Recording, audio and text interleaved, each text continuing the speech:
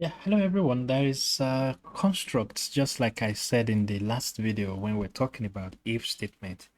There is a construct in Python which works in a manner that is similar to the way we use if statement to process conditions. It's called the match, construct. I'm going to demonstrate this in this video, and you see the similarities in the way it works compared to the way if statement works. So let's come up with a very basic example. Let's say we have a fruit and we're asking our users to just give us a fruit. You can ask them, indicate your desired fruit name. Indicate.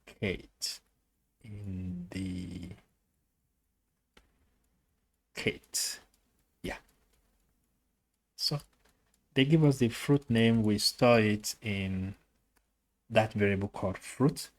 And our objective here is to tell them the color of the fruit. So typically, if we were implementing this in if statement, we will have written something like this. Let's implement it on two separate cells. So let me go in here and say if fruit is equal to apple, I'll display a message and say it's colored green. Color is green. Okay.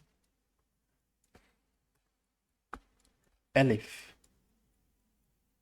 This should go back here. Elif fruit is equal to orange. Then print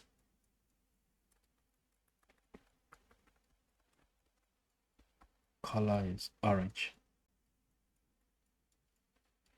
We can do one more fruit or two more and then we are done. Okay. What did I do here? Okay. I can backspace. All right. I think I pasted at the wrong location. Fine. Yeah. So we have orange. We can have what else? Banana. This is yellow. And then we can say cherry. And then the color is brown, sort of. So we can do this. And if this is what we said, we will prompt user here for their desired fruit. So let's say they choose cherry. That is stored in this variable now. If I come back here and I implement this, it picks cherry as the color, as the fruit, and then it indicates that the color is brown. This is what we will have done normally in if statement. But if we want to implement the same logic in a different way, this is what I would do, or any Python programmer would do. They will ignore this if construct. They can easily come down here and say match fruit. Okay, I match fruit. Why is it yelling? It says match statement must include, yeah, we will put a case statement. So we'll start with cases. We can have apple. We can have orange. There is another case of banana. And we also have a case where we put cherry. And we have this case here where it can be any other thing that people type in here. So what we want users to do, if it is apple, we will copy this and say, hey, program, this is what we want you to do. No, you copied more than I needed. Okay, so this should go in here. Correct. So I want it to be green, not orange, but let's even paste this across. It should be indented appropriately. This should also be indented appropriately.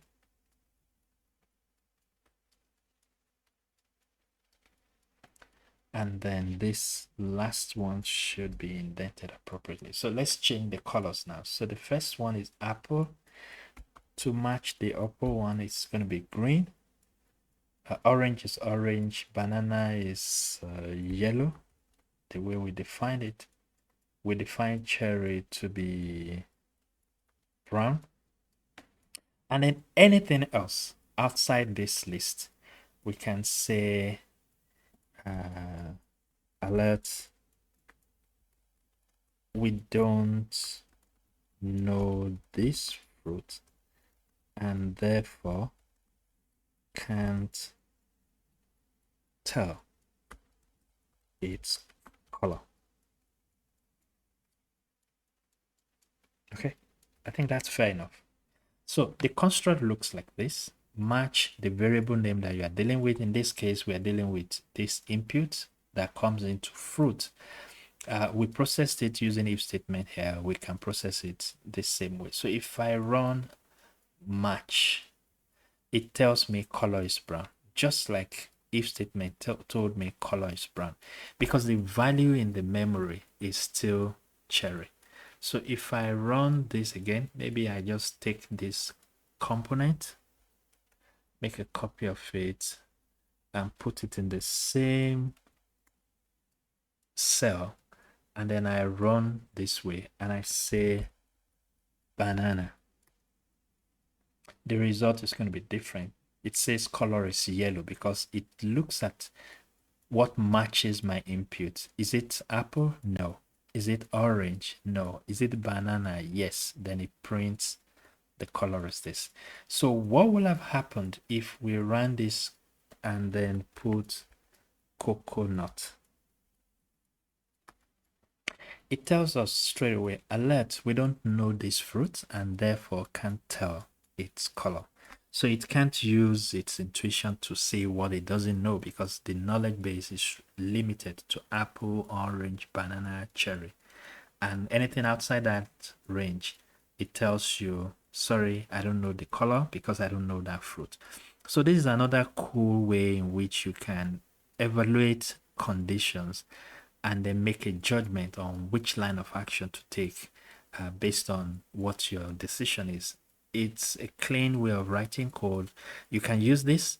You can equally use the if statement depending on which one comes to you. Both of them will lead you pretty much the same destination.